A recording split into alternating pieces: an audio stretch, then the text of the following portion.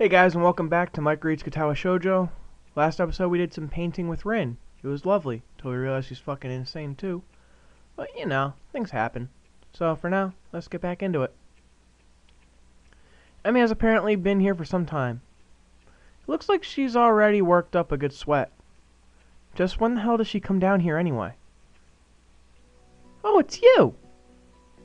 I'm surprised to see you again. Why's that? Well, not many people actually manage to come back for a second try. She frowned, seemingly annoyed by a passing thought. Like the rest of the track team, for instance. Still, it was only supposed to be on a volunteer basis, so it's not that big of a shock. I guess it's pretty early in the morning. A shrug, and suddenly it appears that she's forgotten what she was talking about. The frown disappears entirely, and she seems to snap back to her previous train of thought. So, come on then.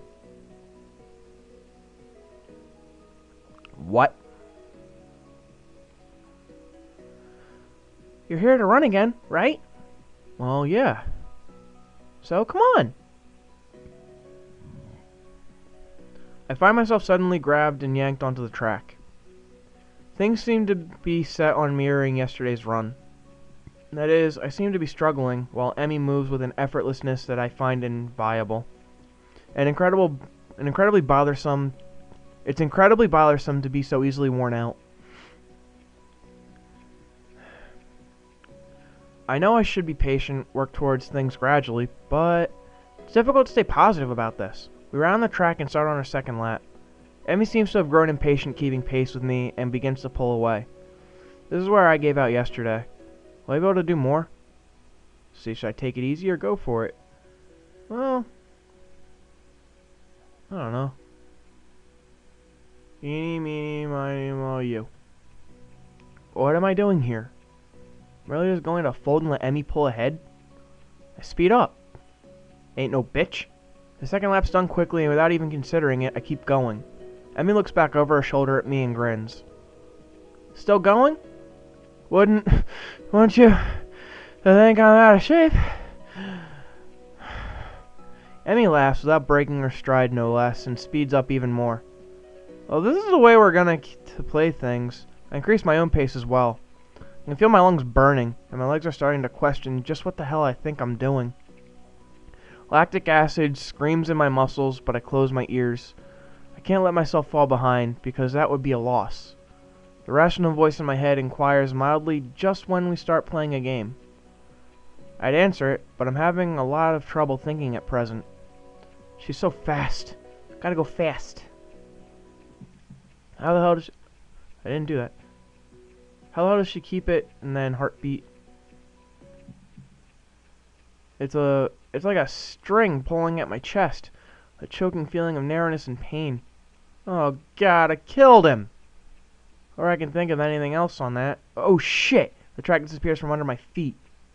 I stumble, one hand shooting down to clutch at my chest, the other hitting the track to keep me from falling on my face. Emmy whirls around and her eyes widen. Hisao! She yells at me, sprinting from the other side of the track. What's wrong? Nothing. Just keep your breathing steady. Calm down. Don't panic. Don't panic. Do you need me to get the nurse? I close my eyes, shutting out the outside world. My heart struggles to regain its rhythm. Slowly, the pain in my chest begins to subside. Soon it's gone like nothing happened. It was... nothing? No, something happened there. Oh, hey, Emmy. I'm okay. I opened my eyes again and glanced at a very worried Emmy. I think I'm fine. My voice sounds weird even to myself. Oddly even and matter-of-fact. It makes Emmy frown. I don't think you are. She seems to come to a decision and nods to herself. Right, you're coming with me. You've got to see the nurse. Emmy grabs my arm and drags me up. I feel a bit wobbly, but I refuse the shoulder Emmy offers for support. Honestly, I'm a little ashamed by my own weakness. I'd really rather not have Emmy concerned about me, but it seems to be too late. Hey, you kind of passed out on the track, buddy. Heck, I'd really rather not have anyone concerned about my condition, though at this point, it seems to be too late for that as well. I'd like to be able to deal with the whole thing on my own, without being a bother to anyone else. While I'm wishing for things, I'd rather not have this condition in the first place. Nurse! Emmy crashes into his office without knocking, but it doesn't alarm the nurse in the least. Good morning, Sunshine. What's up? Sunshine? Anyway, he calmly sips from his coffee mug, but lays it down after following Emmy's gaze to me looming in the doorway. Hisao, what brings you here? We were running, and he stumbled over and started grabbing at his chest, and I didn't click! I thought I'd come to get you and make him wait there, but he said he was okay, but then thought I'd see him anyway, and... Easy there, Emmy. Calm down. Hisao, what happened? I don't know. We were running, and then my chest started hurting like that time before, but it went away after a few seconds. It was just a flutter or something. The nurse frowns as if to say just a flutter is some kind of oxymoron. I didn't mean quite this when I suggested you get some exercise. You've got to be more careful, Hisao. I was being careful. Come to think of it, I just got into a race with a member of the track team. Doesn't seem as well reasoned as I thought it would. You just what? That is... I was racing Emmy. Emmy, is this true? Emmy fidgets, looking adorably contrite. Well... Finally, she can't seem to bring herself to say it aloud and merely nods. The nurse sighs and rubs at his forehead with one hand tiredly. Emmy, you've got to be more sensitive to the limits of others. I don't know if he told you, but Hisao has a bad heart, and getting him to race you was incredibly irresponsible. Actually, I started it. The nurse is stunned by my statement. You what? We were running, and Emmy started to pull away, and so I sped up to catch her. The nurse stares at the ceiling, muttering a prayer for patience to some god or another, and looks back down at the both of us. So you're both stupid. That's a comfort, I guess. Now come on, Hisao. Gotta make sure your heart's not going to explode or something. I dutifully obey and follow him to the adjacent room where we ascertain that I am, in fact, not going to keel over and die. So how does it feel? I don't know. Nothing much. Tired, but it might just be from the exercise. You should stay here for a few hours and rest, and we'll see how you feel after that. I'm not going to object, so I lie down in the infirmary bed. Time passes. A thoroughly miserable Emmy comes in after getting an earful from the nurse in the other room. I like his little... I think it's a chicken. I have no idea what that is. Fire, maybe? Like, there's the inner flame and it's like smoke bellowing, but that's a face. That's obviously a face. It's a Naruto. That's what it is. I couldn't hear what he said through the closed door, but I'm sure it wasn't pleasantries. Look, I'm really, really sorry. I should have been more careful. Hey, you didn't know. It's not your fault. She looks awfully down and sorry, and my reassurances don't do much to cheer her up. I want to make it up to you. Again with that decisive nod. So you have to come to lunch with me. I'll bring it for you, okay? Something really, really good. I start with a, you don't have to, but then shut up and just nod at her when I see her face. Good! We meet on the roof. We? Yep, the weather's nice now, so the roof's a great spot for lunch, you know? I see. You'll come, right? You wouldn't deny me the chance to make it up to you. Of course not. Great, see you there.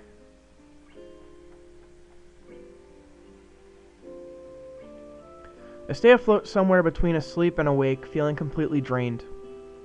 Not only my body, but all of me is limp and paralyzed, apart from my senses.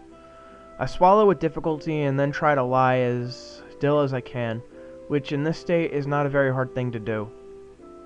The nurse is shuffling around on the other side of the curtains he drew to give me privacy. I can see a shadow shifting about in the sunlight. He has opened the window of his office. It's windy outside. The clean white curtain flutters in the breeze in a heavy, lazy motion, like waves. Light sifts through them slowly, half absorbing into the fabric.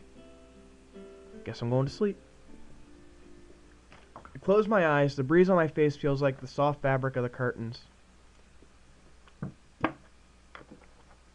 I listen to the sound of my heartbeat for a moment, trying to shut out the sound of the nurse tapping away on his computer and my own heavy breathing. It's steady. Damn it. Not even a week and I end up like this again.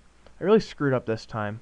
I should have known better than to play the half-baked sports star in front of a real one. And why did I try to act brave? Like that heart flutter was no big deal, even when it was obviously that it was. It was just a reflex, just to push it away, to keep it inside. I didn't want it to happen. Didn't want Emmy to see. Stupid. I have to be more careful or I'll end up in the hospital again. Or worse. Like dots. That's my final thought before I give in to the tiredness.